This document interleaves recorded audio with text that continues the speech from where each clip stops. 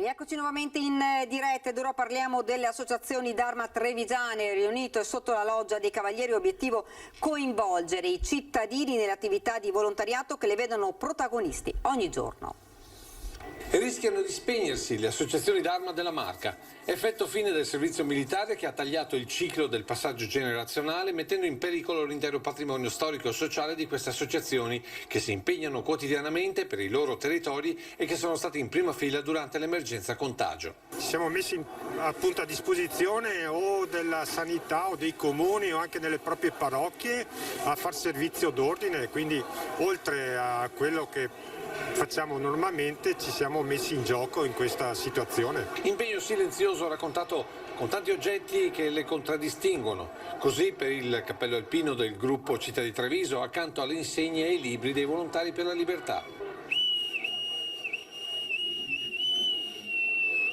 Il fischio del Nostromo nella sezione dedicata all'associazione Marinai che ha destato particolare curiosità, soprattutto dai più piccoli.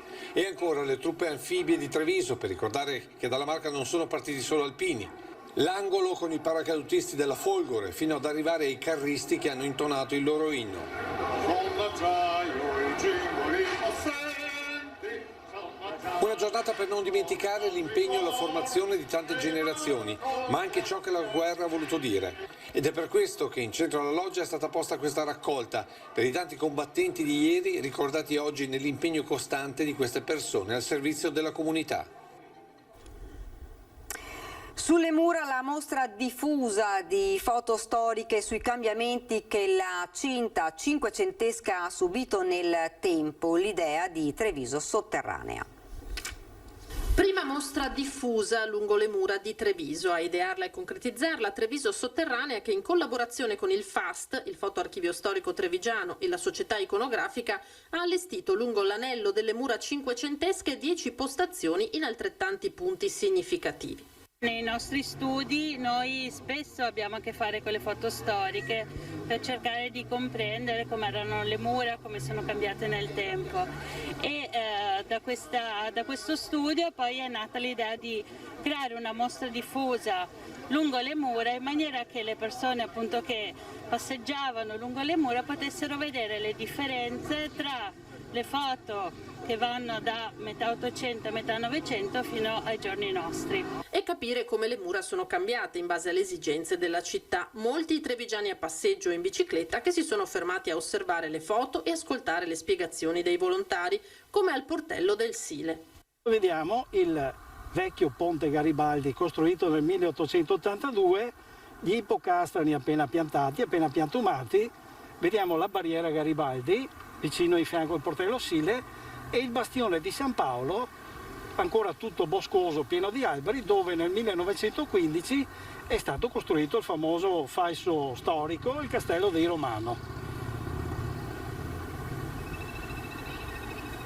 Che rimane un po' il castello di Treviso per chi visita la città. Sì, è uno dei due posti più famosi di Treviso, perché il primo è la famosa Villa Amelia, che è a Porta Calvi, il famoso castello russo, che è il primo posto più visitato. Il secondo più visitato è questo, il famoso castello o villa della famiglia dei Romano. Questi sono i due punti più cliccati di Treviso.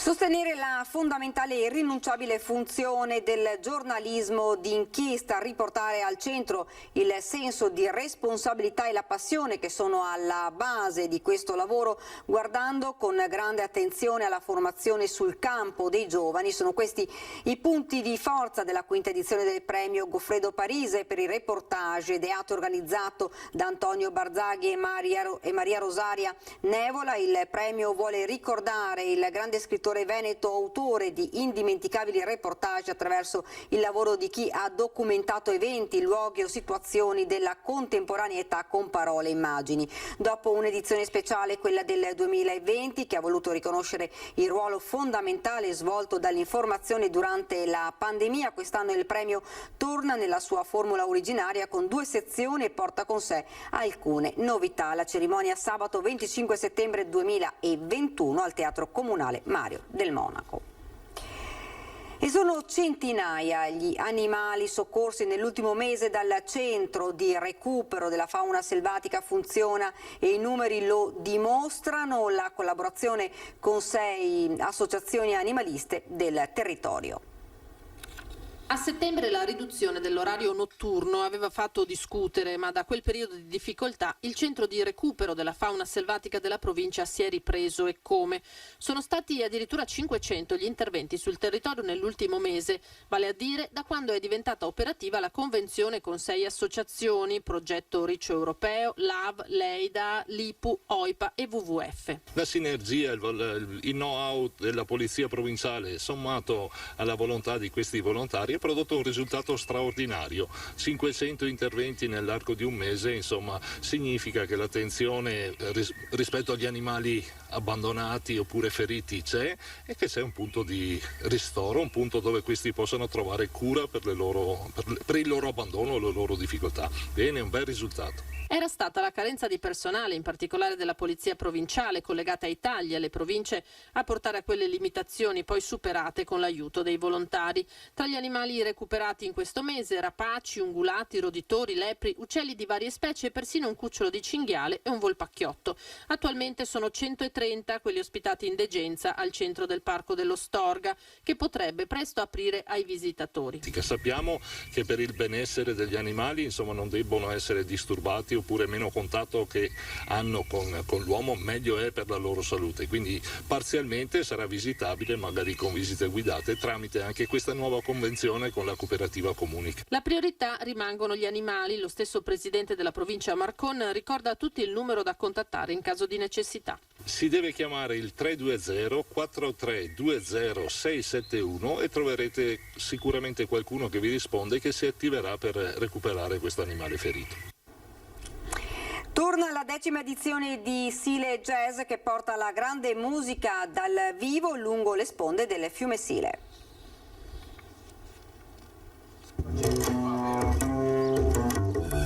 Tornano i concerti jazz lungo le rive del Sile. Dal 4 giugno al 25 luglio si alza il sipario sul festival Sile Jazz. 19 appuntamenti in 14 comuni e 3 province, Treviso, Padova e Venezia, con la new entry di Jesolo. Un festival che ritorna anche nel 2021 riportando in Veneto la scena musicale internazionale con artisti da tutta Europa. Porterà a Treviso 2 concerti con artisti internazionali, quindi insomma finalmente tornano i grandi artisti anche a Treviso e tantissime attività collaterali bellissime come la crociera sul fiume Sile, le gite in kayak, ma anche un tour attraverso le fontane più belle di Treviso. Un'edizione che conferma Sile Jazz come manifestazione sempre più attenta al legame con il territorio, all'ambiente e alla sostenibilità.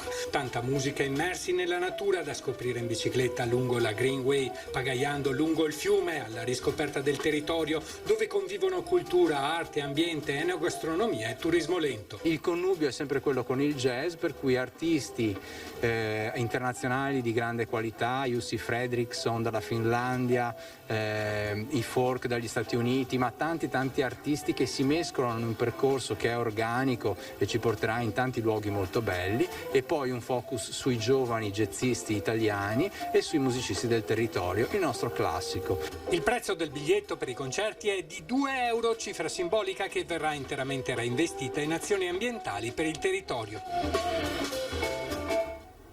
Ed ora siamo invece alla rubrica della domenica dedicata ai segni della nostra storia. Questa sera raccontiamo la devozione per la Madonna del Caravaggio, ricordata nella cultura popolare come la Madonna degli Ossessi. È questa mano consunta dalla fede, il simbolo più vero della Madonna del Caravaggio. Una venerazione e un santuario dove la Chiesa ha saputo guidare i fedeli oltre l'ignoranza della superstizione e verso la consapevolezza del proprio credo. Per la storia popolare questa era la Madonna degli Ossessi, ovvero degli indemoniati, che qui ritrovavano la pace con l'uscita dello spirito maligno dalla carne. Una credenza che ha portato qui ogni anno decine di migliaia di fedeli, ma anche curiosi e qualche malintenzionato, come racconta Paolo Miotto nel suo ultimo libro appena pubblicato dedicato al santuario dell'apparizione mariana a Caravaggio, in quel di Bergamo, il 26 maggio del 1432. Perché qui, tra Montebelluna, Asolo e Vedelago, il termine Caravaggio non è legato alla terra, ma al culto, prima di un capitello e dal 1836 del santuario finanziato dalla nobile famiglia dei Pola, proprietaria di tutta la zona. Ma che in questo luogo qualcosa di soprannaturale ci sia da sempre lo ricordano gli archivi parrocchiali di Fanzolo, con la presenza massiccia e devota di tutti i contadini della zona sin dalle prime ore del mattino. Intercessione della Vergine testimoniata anche dai tanti ex voto presenti all'interno del santuario, con braccianti salvati da morte certa sotto gli zoccoli dei buoi, o per opera dei briganti, o più vicino a noi per malattia o per incidente stradale. Poi c'è il capitolo degli indemoniati, testimoniato da queste foto degli anni 50, con la statua della Vergine addirittura ingabbiata per non essere travolta da quanti, secondo le cronache, avrebbero iniziato a fare gesti inconsulti una volta avvicinati alla sacra immagine. Guarigioni peraltro mai confermate dalla Chiesa hanno richiamato in quegli anni vere e proprie flotte di persone da tutto il Veneto, ma anche da Lombardia e Friuli, al punto che ogni 26 maggio erano mobilitati tutti i carabinieri da Montebelluna a Castelfranco per gestire l'ordine pubblico. Con loro arrivarono anche alcuni giornalisti e dalla fede si passò al taglio scandalistico, con il risultato di avvelenare tutto. Oggi la nostra telecamera è nuovamente accettata in questo luogo per testimoniare cos'è oggi la devozione alla Madonna del Caravaggio. Niente gabbie, fantasmi o ossessi che secondo la moderna medicina probabilmente erano fenomeni di nevrastenia o disturbo psichico. Solo silenzio, preghiera e tanti lumini bianchi, a dimostrazione di una fede che ha saputo andare oltre le credenze popolari. E da Treviso è davvero tutto, vi lascio alle nostre previsioni del tempo, grazie davvero per averci seguito, buona serata.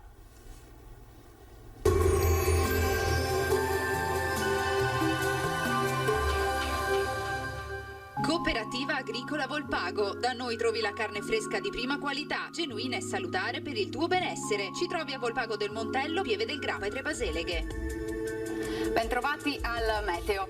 Prevale ancora l'alta pressione sull'Italia. Sul nostro territorio la settimana inizia in un contesto in genere buono. Vediamo insieme il dettaglio con l'aiuto della nostra grafica. Sul Veneto avremo un ampio soleggiamento, tuttavia in alcuni momenti della giornata il cielo potrebbe localmente coprirsi e sui rilievi poi non si escludono anche degli occasionali piovaschi. Altrove il tempo si manterrà buono. Temperature in lieve calo, minime tra 7 e 14 gradi, valori massimi oscillanti invece tra i 19 e i 22 gradi all'incirca. Ci spostiamo ora sul Friuli, Venezia e Giulia. Anche qui sarà soleggiato, ma nelle ore pomeridiane avremo qualche occasionale acquazzone sui monti. Temperature minime tra 9 e 11 gradi, massime sui 20-22 gradi. Infine uno sguardo al Trentino Alto Adige, anche qui tanto sole, avremo però qualche addensamento, specie sui settori più meridionali, in genere senza piogge. Temperature minime intorno ai 6-10 gradi, massime infine sui 22 all'incirca. Dal meteo di Antena 3 per ora è tutto, grazie per l'attenzione, arrivederci al prossimo aggiornamento.